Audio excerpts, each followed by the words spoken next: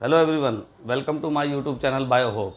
बच्चों, आज मैं आपको use of pollen grain discuss करूंगा। बेटा, ये हमारे क्लास 12th का जो फर्स्ट चैप्टर है बायोलॉजी का, रिप्रोडक्शन इन फ्लावरिंग प्लांट, उसमें ये वाला टॉपिक आता है, यूज़ ऑफ पॉलन ग्रेन। ठीक है, तो ध्यान से देखेंगे। या नीट वाले बच्चों के लिए भी कुछ चीज़ें इसमें इंपॉर्टेंट है, वो ध्यान से देखेंगे जहाँ से क्वेश्चन निकलते हैं नीट के। सबसे पहले बात करेंगे यूज़ ऑफ पॉलन ग्रेन। तो सबसे पहले पॉलन ग्रेन क्या है, ये हम पिछले वीडियो में आपको बता चुके हैं। जिन्होंने पिछला वीडियो नहीं देखा है बेटा, वो हमारे यूट्यूब चैनल बायो होप पर जाके वीडियो देख लेना। ठीक, और मेरे चैनल को बेटा सब्सक्राइब कर देना, आगे बढ़ जाना। ठीक है, चलते हैं आगे। ये मेरा यूज़ ऑफ पॉलन ग्रेन जो आज का वीडियो मैं आपको डिस्कस करने जा रहा हूँ, पॉलन ग्रेन का कहाँ कहाँ यूज़ किया गया है ये बताऊँगा। क्योंकि पिछले वीडियो में पॉलन ग्रेन के स्ट्रक्चर को डिस्कस किया था। स्ट्रक्चर पूरा ऑलरेडी डिस्कस है पिछले वीडियो में, वो आप देखेंगे।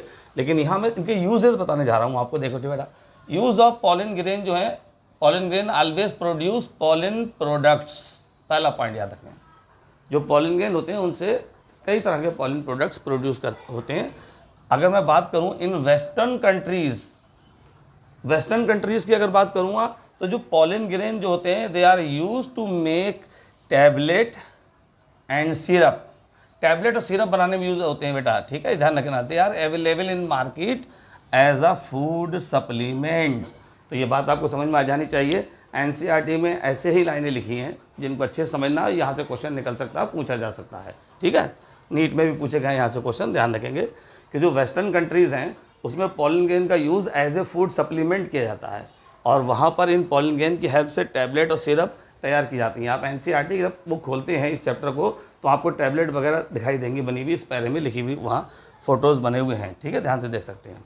तो in western countries pollen grain are used to make tablet and syrup. Syrup और टैबलेट बनाने में यूज़ किया जाता है पॉलन ग्रेन का, और they are available in market as a food supplement, और इनका use as a food supplement किया जाता है। ठीक है बेटा, अब फूड सप्लीमेंट तो हम कर रहे हैं, इन फूड सप्लीमेंट का क्या असर पड़ता है वो बताना हमको। ठीक है, तो ये आजकल टोटल बैंड कर दिए गए हैं, क्योंकि ये जो भी इंसान इनका यूज़ करता है फूड सप्लीमेंट का, they increase the performance of athletes and racing horses.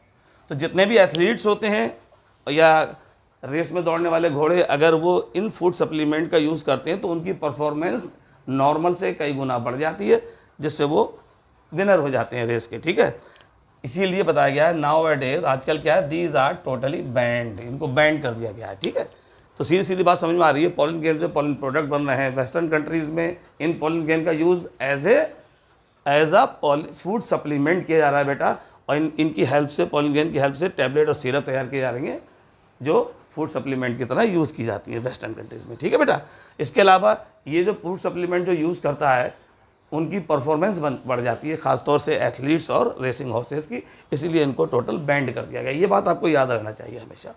एक पॉलन ग्रेन के कुछ एग्जाम्पल यहाँ दूंगा, जैसे पार्थिनियम है, कैरेट ग्रासेस है, इनके एग्जाम्पल देख लीजिए। Parthenium and carrot grasses, pollen grain का एग्जाम्पल दे रहा हूँ, चाहे पार्थिनियम के पॉलन ग्रेन हो या कैरेट ग्रास के पॉलन ग्रेन हो। These are they cause the infection in the respiratory tract. हमारी जो रेस्पिरेटरी ट्रैक्ट है, जो सांस की नली है, उसमें अगर ये पॉलन ग्रेन चले जाते हैं तो ये इन्फेक्शन कॉज करेंगे हमारी बॉडी में। तो यही बताया गया है, चाहे पार्थिनियम के चाहे कैरेट ग्रास के पॉलन ग्रेन इन्फेक्शन करते हैं रेस्पिरेटरी ट्रैक्ट में। That's why they cause the chronic disorder. इसकी वजह से जब हमारी रेस्पिरेटरी ट्रैक्ट में इन्फेक्शन हो जाता है, तो ये हमारी बॉडी के अंदर, रेस्पिरेटरी ट्रैक्ट के अंदर क्रोनिक डिसऑर्डर, खतरनाक बीमारियां पैदा कर देते हैं, जैसे कि अस्थमा और ब्रोंकाइटिस। ये इंपॉर्टेंट पॉइंट है, याद रखिएगा। अस्थमा और दूसरी है बेटा ये ब्रोंकाइटिस, ये दो डिजीज़ कॉज होती हैं। कौन से पॉलन ग्रेन से? पार्थिनियम और कैरेट ग्रास के। तो पार्थिनियम और कैरेट ग्रास के जो पॉलन ग्रेन हैं, they cause infection in the respiratory tract, that's why they cause the chronic disorder like asthma and bronchitis. ये चीज़ हमने यहाँ नीचे लिख दी है, लाइन देखिए, लिखिए same. These pollen grain directly cause infection.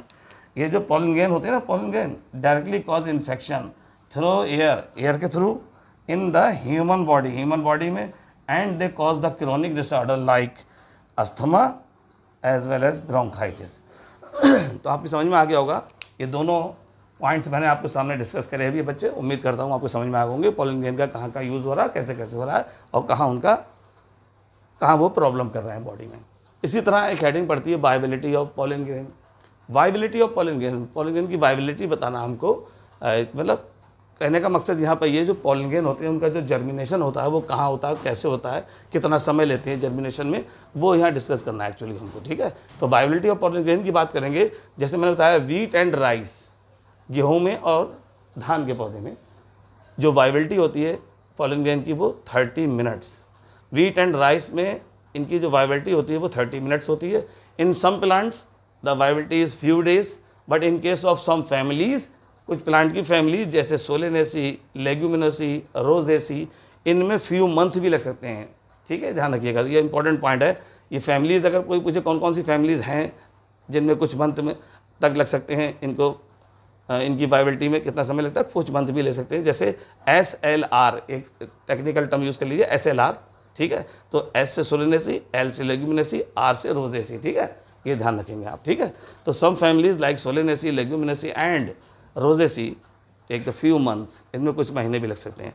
ये एक इंपॉर्टेंट पॉइंट है जो अक्सर इंपॉर्टेंट क्वेश्चन है नीट एक्सपेरेंट के लिए भी, नीट वाले बच्चों के लिए भी और हमारे 12th के बच्चों के लिए MCQ में भी मिल सकता है ये क्वेश्चन हमको। ये पॉसिबल है कि पॉलन ग्रेन को हम लंबे समय तक स्टोर कर सकते हैं, लेकिन स्टोर कहाँ करें, स्टोर हम उसमें करेंगे as a pollen bank, pollen bank की तरह। पॉलिन बैंक के अंदर इनको स्टोर किया जाता है और एक लिक्विड है जिसका नाम है लिक्विड नाइट्रोजन, जिसमें हम इसे स्टोर करते हैं। और कितने टेम्परेचर पे, -196 डिग्री सेंटीग्रेड टेम्परेचर पर। ऐसा अगर हम कर लेंगे तो हम सालों साल इन पॉलन ग्रेन को स्टोर कर सकते हैं और इनका यूज़ बाद में क्रॉप ब्रीडिंग प्रोग्राम में किया जा सकता है। देखिए कैसे, हमारी ज़रूरत के हिसाब से इसका यूज़ करेंगे हम। नोट करके हमने पॉइंट लिखा हुआ, it is possible to store in pollen grain. ये पॉसिबल है कि पॉलन ग्रेन को स्टोर किया जा सकता है in large number of year, मतलब कई सालों तक। कहाँ कर सकते हैं, in liquid nitrogen, liquid nitrogen में कितने degree, -196 degree centigrade temperature. Such pollen grain can be used as pollen banks in crop breeding programme.